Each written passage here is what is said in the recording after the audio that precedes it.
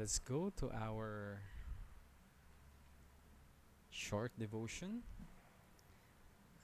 Let's go to Acts chapter 14, verses 19 to 20. The scripture, the Word of God, on the first Wednesday of June. However, Jews from the cities of Antioch and Iconium arrived in Lystra and won the people over. They tried to stone Paul to death and drag him out of the city when they thought that he was dead. Verse 20 says, "But when the disciples gathered around Apostle Paul, he got up and were back into the city. The next day, Paul and Barnabas left for the city of Derbe." This is the word of God. Salamat po sa pagkabasa ng salita ng Diyos. Ito po ang ating pong preaching series of the month of June, that is strengthening the church. Kukunin po natin yung magandang katuruan kung paano po papatatagin yung ating simbahan. My brothers and sisters, from the book of Acts. So this kind of preaching series coming from the book of Acts will help us know paano ba. And the first chapter that we're going to tackle is Acts chapter 14. So this will give us a way, a manner a way, paano ba natin patatatagin yung simbahan natin? Yung simbahan nating The Way Mission Church, yung church na tinawag ka, ako at ikaw, dito sa congregation na ito, itong grupo ng mga mananampalataya na merong isang confession sa Panginoong Jesucristo. The first way that I want to share with you is kailangan nating patatagin ang ating mga manggagawa. We need to strengthen the workers. That's one of the ways that we can see as we journey in the book of Acts. Strengthening the church? How? We need to strengthen yung ating pong mga workers. Itong sabi ni Apostle Paul in verse 22, "Sa pamamagitan ng maraming mga kapighatian, ay kailangan pumasok tayo sa kaharian ng Diyos." Ito pong mga tayo dito ay hindi po tumutukoy sa isa, dalawa, 10 tao. Ito po ay tumutukoy sa simbahan. Sinasabi ng Apostle po na ang simbahan ay makakaranas ng iba't ibang klaseng kapighatian. Napakarami, iba't ibang klaseng kapighatian bago po tayo pumasok sa kaharian ng Diyos, na kung saan kaharian ng kapayapaan, kaharian ng pag-ibig, at wala na pong kasamaan. Bilang church, ang gusto ng Diyos maging matatag tayo sa mga darating na kapighatian sa ating buhay. In the book of Acts, chapter 14, 15, 16, and 18, for 4 weeks, my brothers and sisters will tell us how to be strong as a church. Si Apostle Paul po ang nagsasalita dito. At bago po niya ito na isabi, meron pong 2 bagay na nais kong ibahagi sa inyo kung paano niya nais mangyari ang pagpapatibay ng ating simbahan. Si Apostle Paul may 2 bagay na tila ba ibinapahagi sa atin. Isang bagay, workers will be beaten much with trials in the service of God. Pangalawa po, workers need protective and caring disciples. Bago po niya nasabi yung verse 22 that all of us will go through different kinds of pain before we enter the kingdom of God, siya po mismo, my brothers and sisters, na-strengthen po siya ng church. Ito pong 2 bagay na ito, kapag na-embrace ng simbahan according to the Word of God, magiging strong po. Magiging strong ang church natin so that the ministry will continue. Let's see how this thing is being explained to us. Tingnan natin yung first point. Workers will be beaten much with trials in the service of God. Verse 19, "However, Jews from the cities of Antioch and Iconium arrived in Lystra and won the people over." My brothers and sisters, may mga tao talaga na mga Hudyo, ang tawag sa kanila ay mga itinerant preachers, and also ito po yung mga yung mga proselyte. Ibig sabihin ng proselyte, yung mga Jewish proselyte, mga Hudyo na nagko-convert sa mga tao toward into Judaism. Ito rin po ang nagmistulang kalaban ni Apostle Paul, matinding kalaban ni Apostle Paul. At sila din po, yung mga Hudyo na ito, sila din po yung parang naglalason sa isip ng mga hentil at ng iba pang mga Hudyo para sila po ay kalabanin at pigilan si Apostle Paul. Ang nangyari, ito pong pangyayari na ito ay isa sa pinakamalalang persecution o paghihirap, kapighatian sa buhay ng Apostle Paul. Pagkatapos nilang lusunin ng mga Hudyong ito, lasunin ng mga Gentile, ang ginawa po nila, they tried to stone Apostle Paul. They tried to stone Apostle Paul to death and drag him out of the city when they thought that he was dead. Grabe po ito. Sila po, parang, ang tawag yun sa drug, parang no? Yung sinasabi natin, kalad ka rin. Kinaladkad na nila si Apostle Paul kasi kala nila sa sobrang dami ng pinagbabato nila kay Apostle Paul, inisip nila patay na si Apostle Paul. Sa mukha, sa likod, sa katawan, sa paa, iba't ibang klase ng kanyang katawan ay punong-puno ng mga malalaking bukol at pasa dahil sa sobrang lakas at karamihan at maraming pagbabato ng mga Jews at ng mga Gentiles that time. Workers of the church will be beaten much with trials in the service of God. Yung mga workers natin, sila yung nasa front lines. Yung mga workers natin, sila yung mga tao na talagang most often na connected or engaged sa mga tao na walang Diyos sa kanilang buhay. Bakit kaya ganito? Ito makikita natin, my brothers and sisters, sa will ng Diyos para kay Apostle Paul.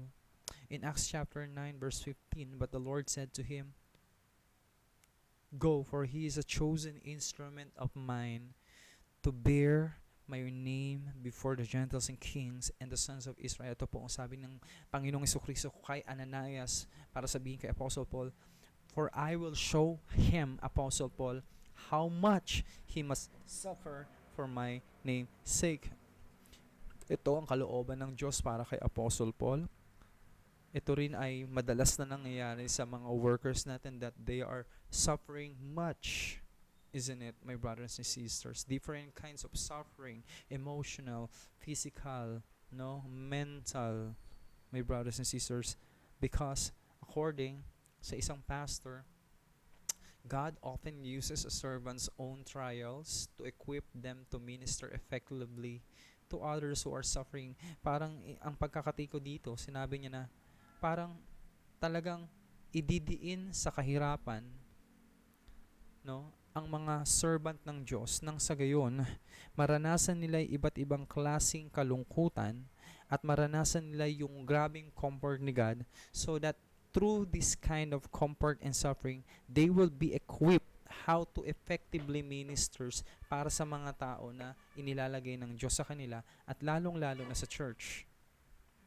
Kung sila po ay, masabi natin, may mga full-time tayo na workers, meron tayong mga volunteer, pero alam natin na yung full-time worker, meron silang mas marami engagement nila, wala na silang iniisip kundi ang salita ng Diyos, iniisip nila ang ministry at talagang ang I don't like to call it work, but ang kanilang calling is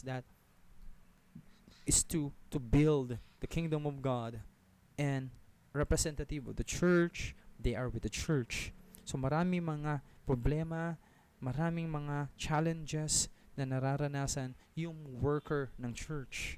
Napakaganda, my brothers and sisters, kasi itong mga trials ng binibigay ng Diyos sa mga worker is very, very important para sa church. Tingnan nyo ito, my brothers and sisters. Itong klaseng mga sufferings sa Apostle Paul ay minention niya sa dalawang instance. In 1 Corinthians chapter 11, 23 and 27, sabi niya sa mga taga-Corinthians, para i-prove sa kanila yung pagmamahal ni Apostle Paul para sa kanila, para i-prove sa kanila na si Apostle Paul is a servant of God, at yung mga tao na gumagambala, yung mga sinasabi na super apostles na parang na magaling pero wala namang napatunayan sa paglilingkod. Etong sinabi ng Apostle Paul, sinight niya yung mga paghihirap niya sa kanila. Are they Christ servant? It's insane to say it, but I'm a far better one. I've done much more work, been in prison many more times, been beaten more severely, and I've faced death more often. 5 times the Jewish leaders had beaten me with 39 slashes. 3 times Roman officials had beaten me with clubs. Once people tried to stone me to death. 3 times I was shipwrecked and I drifted on the sea for a night and day. Because I've traveled a lot, I faced dangers from raging rivers, from robbers, from my own people, and from other people. I faced dangers in the city, in the open country, on the sea, and from believers who turned out to be false friends. Because I've worked so hard, I've often gone without sleep, been hungry and thirsty, and gone without food and without proper clothes during cold weather. Grabe po. Yung suffering ni Apostle Paul na talagang ibinigay sa kanya ng Panginoon bilang worker of a church ay ginamit niya to testify about the goodness of God sa kanyang buhay. No? Ito rin po ang sinabi niya kay Timothy. 1 Timothy chapter 3 verse 11.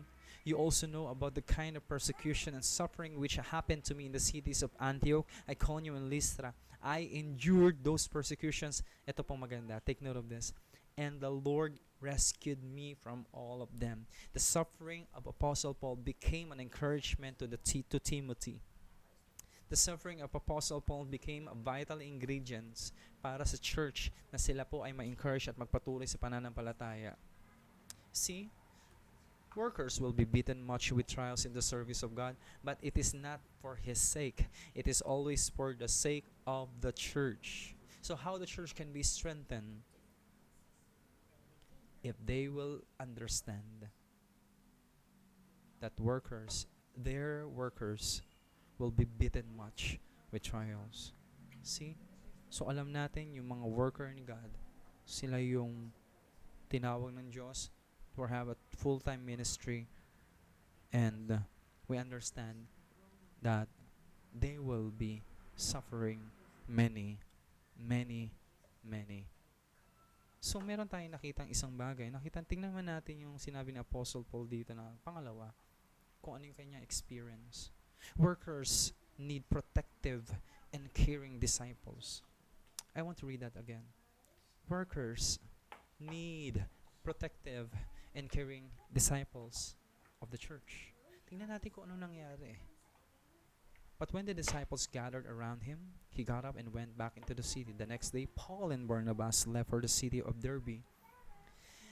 Pagkatapos kalad-karin, my brothers and sisters, si Apostle Paul, na mga Hudyo at ng mga Gentiles living in Lystra, ang ginawa naman ng mga disciples na nakarinig at nanampalataya sa gospel ng ating Panginoon Jesucristo, naniwala siya ay Diyos, naniwala siya ay namatay sa krus at nag-resurrect on the 3rd day. Itong mga disciples nito, sila yung pinaikutan nila si Apostle Paul to protect.